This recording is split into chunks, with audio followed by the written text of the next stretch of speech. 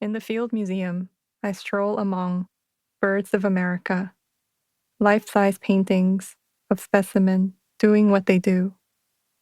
A pair of long-billed curlews standing next to tall grass, a roseate spoonbill twisting toward water.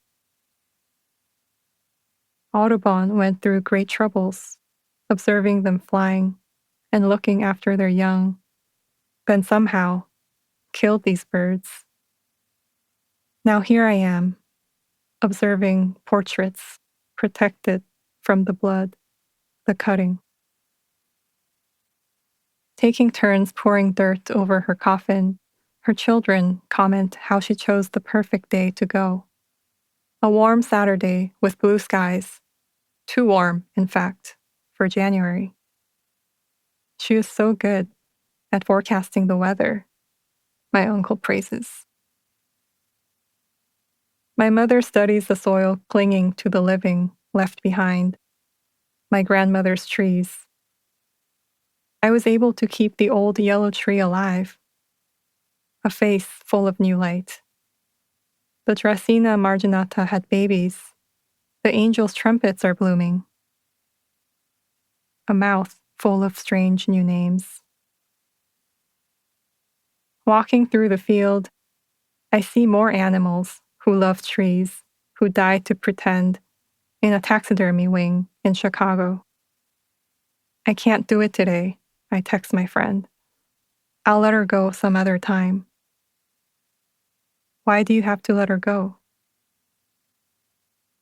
I love the poetry she enclosed in her early morning text.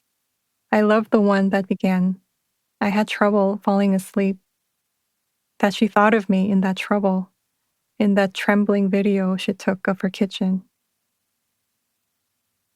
In the intensive care unit, I am annoyed at how beautiful the nurse is, next to my grandmother's swollen hands and feet, at the foundation, curly eyelashes, roseate blush.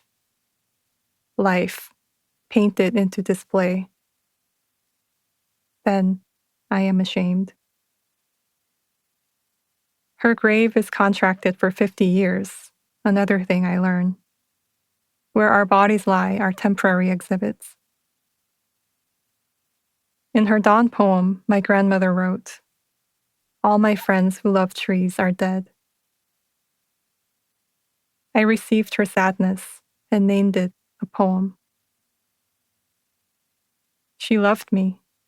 She was tired of living. I wanted to be protected from her death. My mother enters the morgue, the only one of the children to do so. She watches her mother being cleaned and dressed.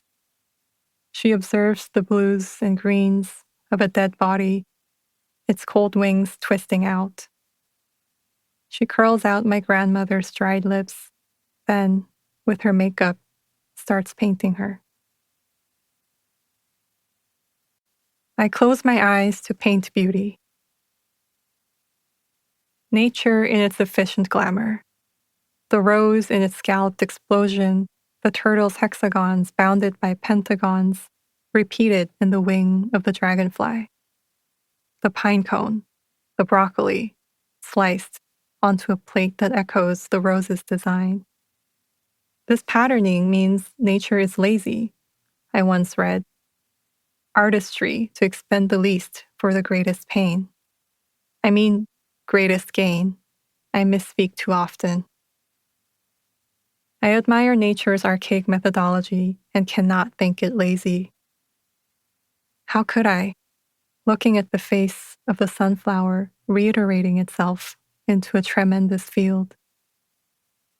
A semblance of order, so they say, to chaos, chaos being the violence of elements.